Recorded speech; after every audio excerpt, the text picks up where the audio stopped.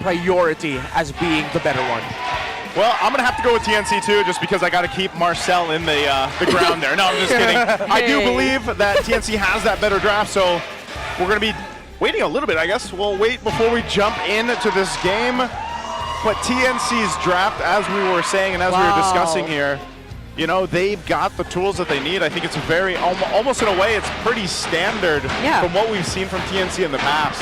And so they should be able to go ahead and execute it. I just think, again, in this case, because that Alice was picked up in the XP lane over across from Ap Bren, as soon as you start getting some of that magic defensive built up, that's where I'm worried that they might kind of fall apart. Now, maybe they can play around Marcel's kit with this to kind of get an upper hand when it comes to the skirmishes or the team fights later on, utilizing that golden hour. But I don't know, we haven't quite seen it work yet, and that's where I'm a bit skeptical about it. Yeah.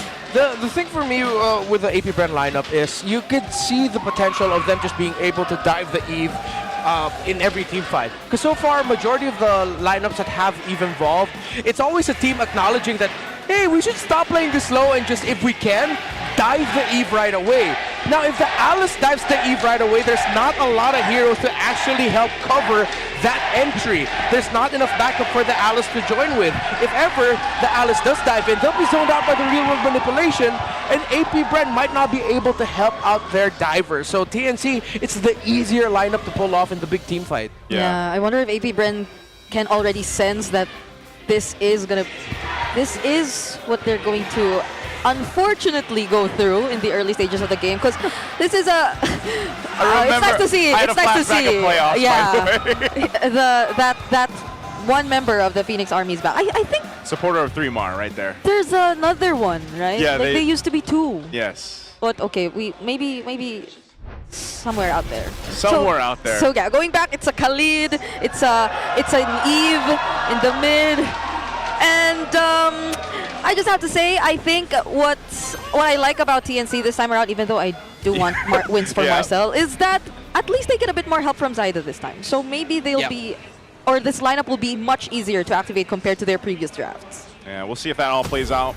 Looking at this, we'll take a look at the early action usually in the mid lane to get the pokes down, but that's not going to happen this time. Taking a look at the emblems, anything standing out here, Redmar? Typical Inspire. Pull yourself together for Lazia. I think he realizes he's going to need that flicker a lot because of all the dive that they have. It's going to be a rush, honestly, for the main frontliners of both sides, the entries, to get their defense items as quickly as possible, because it's the battle of the front lines here. Whoever holds on the longest wins. I like the fact that it is Chaknu with the Khalid here, just because it allows him to play that playstyle that so many people are used to seeing him play. You just hope he doesn't get in a precarious position. He's going to be able to go ahead and heal up, obviously, with a quicksand guard, but that's kind of what you look for with Chaknu. He's got to be able to go ahead and poke down, set things up for the team. And it's good because of the composition, the way that it works allows him that space to do that. Now, later on, I think, like you mentioned, Brigitte, you probably echoed a lot of sentiments yesterday. They want to see Benny Cutie come online today.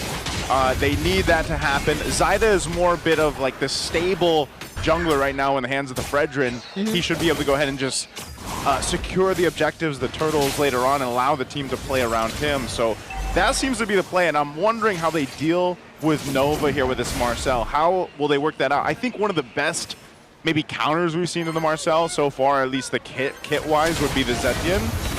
Works really well with the Fury of the Phoenix here, but without that, TNC, they're going to set up around this first turtle. Yeah, they can't allow Nova to be the guy to set things up first or look for that perfect opening for the Golden Hour. But speaking of an opening, LVJ goes in with Throne of Ruin. James Pax finally secures the objective for himself, but Zyda with the Appraiser's Wrath takes down one. Now it's Chaknu with the flicker to get away, and that's going to be a 1-for-1. Zyda didn't even get to use her Retribution. James Pax used his. Zyda used it way after the turtle was secured. So it was a link up between KLVJ and James Pax. KLVJ stood in front of the bush where JP was. Sometimes James Banks is just long to say, so I'm shortcutting it. Yeah, please don't get confused. I know we have a player named JP. I'll try my best to not do that as much. What about Pax? That's fine. Or James. Yeah, his name is James. So, and James, it was so easy for him to just show up, again, because KLVJ was ready on the Alice to dive on Zyda right away. And that's just all about the space that's provided with the lineup, and You know, that's what Suyu does best. Like, if you don't have to duke it out and go for a fight, you have a pretty good chance of being able to go ahead and secure an objective. And I think that's why, again, like the Fredrin could work in that situation where you're just kind of posted up and you're playing around your real-world manipulation, but you got to be able to lock down those ultimates. Oh, Benny! Oh, still has the flicker. Oh, he's alive. Shizu's not gonna try to risk that anymore. Nova? Saw Chaknu. Nova's right there though, but at least Chaknu again was quick to respond. Yeah. I think for TNC, they might be overthinking the presence of their Eve just a little bit. I know it kind of goes against what I say with they got to make sure that the positioning's fine, but it's inevitable that AP Bren's going to dive. I think them playing defensive and going for the counter punch style doesn't work out. They have to be the one to jump in first. If I'm 3-Mar and I immediately see members of AP Bren I can jump on with the bravest fighter, I'll do it. Uh-oh, Shizu. Shizu's a bit too deep. Still has a dash and the Zaman Force, but that's the taunt from Zaida. Still gets away. Luckily, he has the Purify. He had to get the signal. He knew that he was going to be able to survive, especially with a Purify in hand. Yeah, but the good thing is that pushes the gold laner away when the turtle is about to spawn, so that allows him space. This minion wave is going to push in.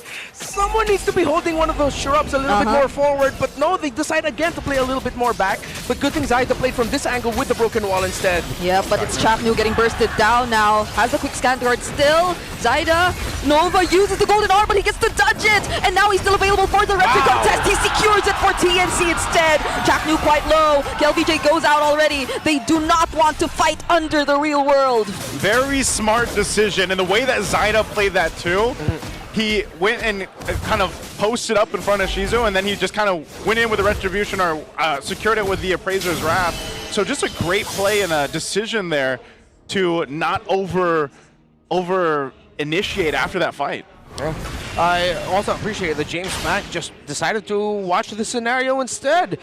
Instead of forcing a dive, trying to get kills and trades out, they know that if TNC are going to get this turtle and they lose, it's going to be a massive swing towards their favor. So they decided to play patient and wait to see what could happen instead. They saw and accepted that TNC won that sequence. And right now, AP Bren, though, is winning in a lot of parts of the map. They're continuing to build up that lead. You can see already, too, Skypiercer here for James Spanks. He's looking to get these stacks built up. He rocked that Fury Hammer earlier on for that bit of damage.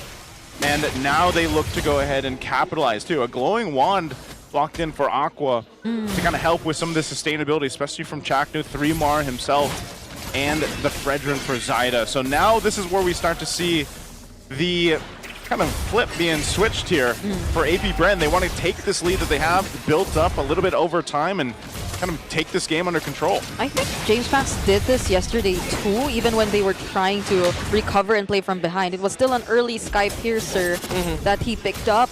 Oh, Nova gets caught here though, but gets to dodge the Raging Sandstorm. Okay, AP Bren, you can commit something. KLVJ has Flicker, KLVJ has Throne of Ruin. Those are big ultimates down. Yeah, they have to bite so that the resources are forced out of TNC. They're way too careful right now. But maybe it's because Eternal is spawning. I feel like they should have taken their moment. Very passive there, but I guess it's the safe route for now for AP Bren. They want to go ahead and fight this third turtle. Oh, maybe this is where they want to fight. They get to find some information for now. Zaida already has access to the turtle as well. Okay, here we go. Nova taking his time around. They're going to fight for it, breaking out, throwing a ruin. All they want is the kill on Lancy first, and now it's going to get split up. KLVJ taking care of him, but the Golden R stops the team fight for now. Momentarily, Shizu Jatsu with his Zaman Force, but it seems like everyone's just getting able to find their escape. Chapnu tries to lock down Aqua. James Dax finally finds Lancy as well, but now AP Bren, they're standing tall. 3-Mar, it's a double kill for James Banks. Shock and awe split them apart. Divide and conquer. Zaida and Benny Cutie trying, but here comes KLVJ. Okay, Benny Cutie still able to throw out some basic attacks, but they won't be able to deal with a king. James Banks, yeah. I like the way that he played that too. They might have not got the turtle, but he actually went to the back line, got his moves, the million moves we talked about, found Lancy and a couple kills off of that. So, you know, again, he's building up the stacks that he needs, but the team is just playing around what TNC is trying to set up around the real-world manipulation. Yeah, and again, low-key, Aqua actually had the real-world manipulation stolen away from Lancy. So with Lancy pushed all the way back by KLVJ, it was AP Bren who had an RWM to play under, and it worked out very well for them. So now you see, even with the carry, even with the damage profile that a Lapu Lapu has, without the Eve, TNC are lacking, and AP Bren have enough little bits of shield that they can recover, a little bit of dashes, even with a golden hour being used to delay the team fight just a little bit so that Mpl VJ can come back and rejoin in. It's going well for them. Yeah, these timings and how passive AP Bren seem to be playing sometimes feels a bit too deceptive, because they eventually find like a much better timing after all to, let's say, execute that team fight. And in that particular moment, it was right as the turtle spawned. But still, at least both teams are holding on to their turrets, and they seem to be taking care, or the mirroring seems to be working really well. This is one of the things, though. You see Radiant Armor now for 3 Mars. Some of the defensive magic items we talked about that are crucial for TNC's lineup are coming into play, but this Lord being up here, AP Bren, they played objectives relatively well, despite being down one of the turtles out of the 3, but it's how they're fighting is what's giving them that advantage. So we have to see TNC kind of respond to this. And one of the tricky things that we usually do, yes, Marcel hasn't gotten a win yet, but it's just kind of how kind of a nuisance he is, like, to deal with if you're the opposing team of that. Just like this, you know, you're going to see him kind of getting those freeze frames off on these. Golden hour as well kind of stops the flow of a team fight, especially when it's around an objective.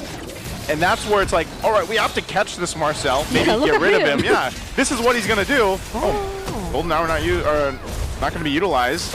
Yeah, they got to slow things down now because they saw the golden hour got used. TNC has to pounce on this opportunity. I think they will.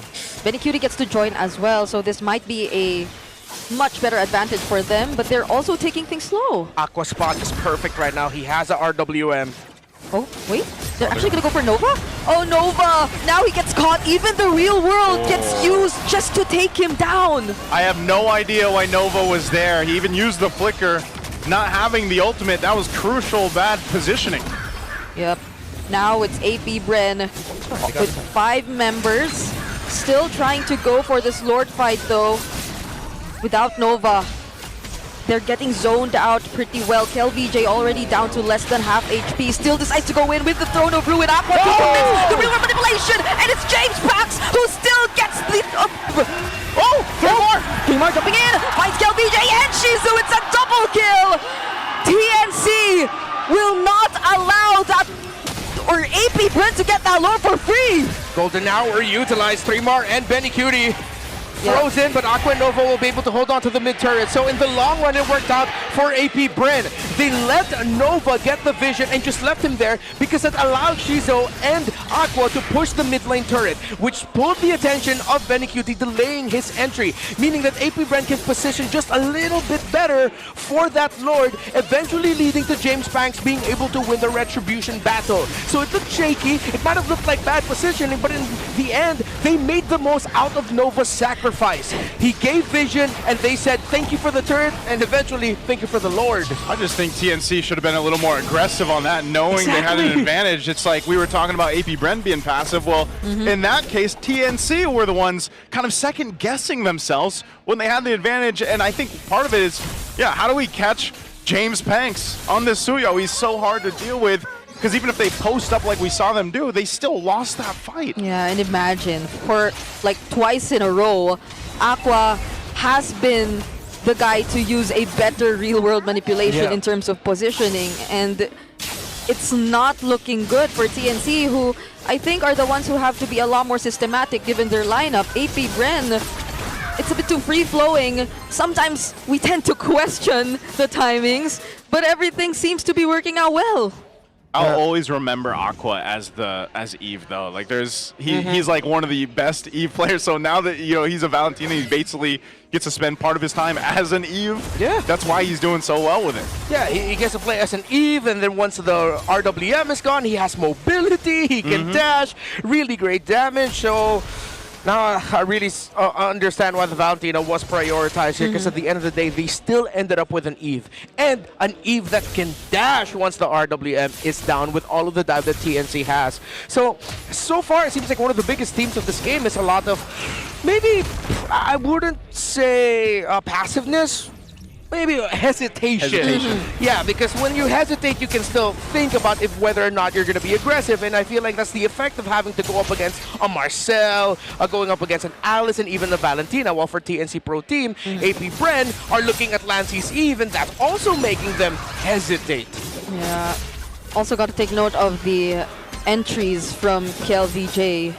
It's like every single time they're able to deny Lancey of a perfect position, and in turn that's also probably why Aqua seemingly has the better time in most of the team fights. And remember, heading into the season, there was a discussion of whether or not KLVJ would be going into the mid lane or going into the EXP lane. Yeah. I like that for the longest time we've imagined mid laners as supports for the entire team.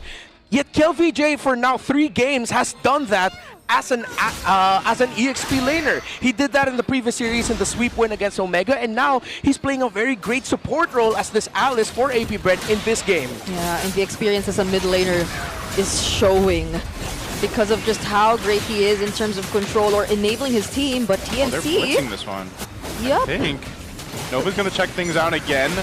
The quarter of the health on the Lord here. Zyda, he's going to have to fight for the retribution on this one. Oh, both junglers are here. Throne of Ruin already committed, but it's Zyda who gets the Lord. Lancey finds the kill on Nova too. Chakno trying to get away, and now James Pack trying to still find kills, but TNC are all okay. They might go for the re-engage. James Pax gets caught and will finally get some. It's a double for James Pax. Oh, he's on the run. Does he have to move? James Banks, the man with the million moves, turns it around! A triple for him, Zyda, Appraiser's Wrath on Shizu, and they dash to get away. A flicker available for Aqua, but they will not go for the chase. Holy expletive! Oh my god, James Banks! I thought Zyda winning that retro battle was incredibly... I'm losing words. It was great. I'm losing words. It's because of the explosive. Oh my god, 501. He's got stacks now, man. He's got stacks now. That's it, nephew. That's what we've been waiting for, nephew. Oh man, I did not expect it to go that way after that Lord was secured either, man. The Sky Piercer. It's the Sky Piercer stacks on this killing spree. Suyo. Oh my god. There's a reason why. Again, when we were introduced to James Panks, he already had the moniker, the man of the million moves. Well, now you're seeing it with his Suyo right now. Yeah, it took what felt like a million years to see it, but now finally we're seeing the million moves. Yeah, AP Bren, we gotta take a look at the replay. So, again, James Banks, even though it seemed like he was already getting to or trying to get away, he still wanted some kills. He went right back in because, I don't know, he calculated everything in his mind. He knew he had what it takes.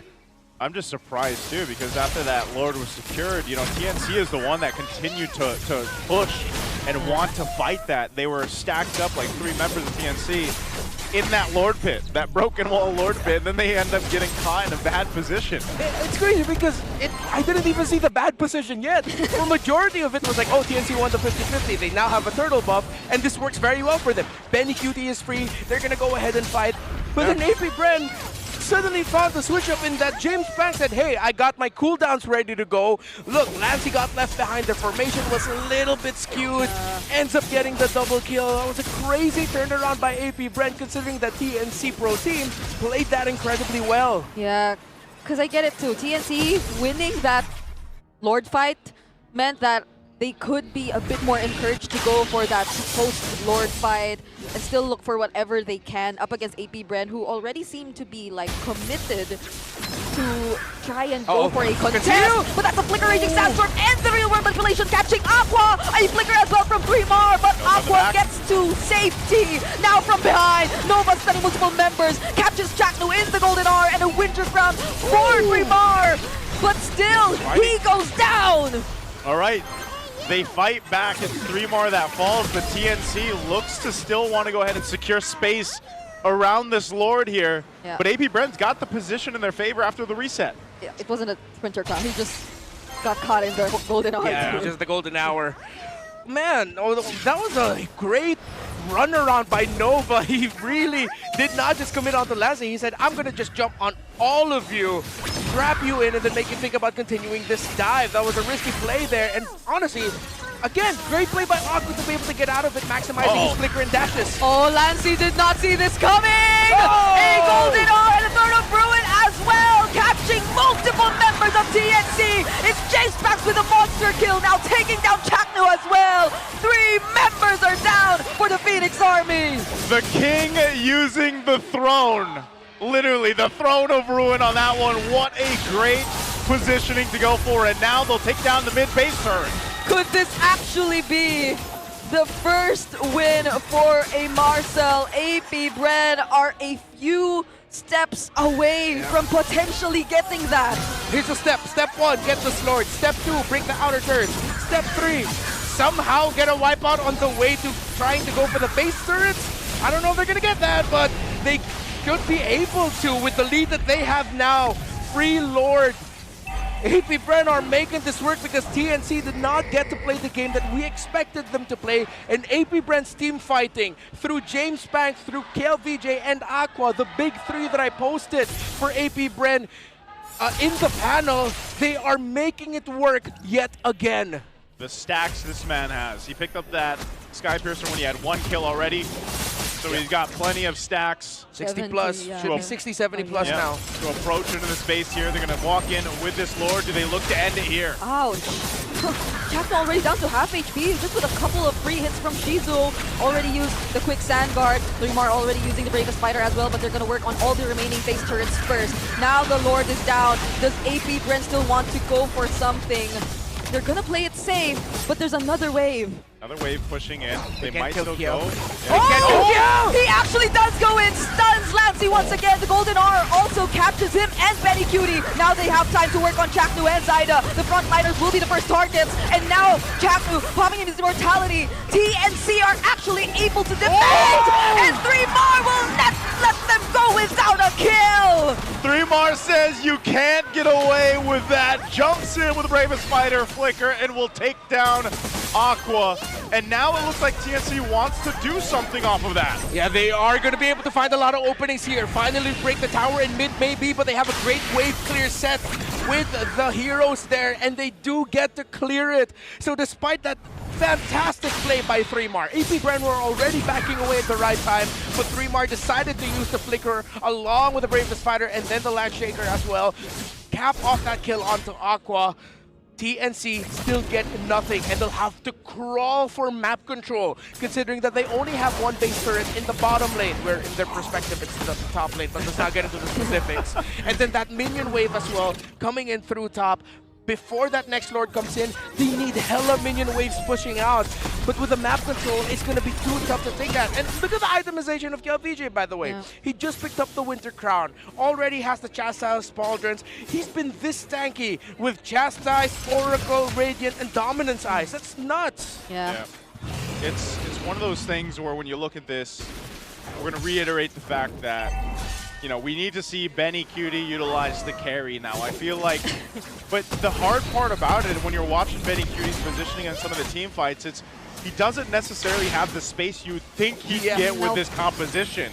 Kale's always there right in front of him, slowing him down, slowing his attack speed down. At least he hasn't died yet, but still, he doesn't. It's because he can't really get to the fight, He's just like, Benny Cutie wants to join these fights, but he's got to be so careful on the positioning because of the way this works. Even with the Malefic Gun, which he picked up minutes ago, a long time ago, he just hasn't been able to find those windows to actually pop off in. Yeah, he can't be killed because he can't get killed.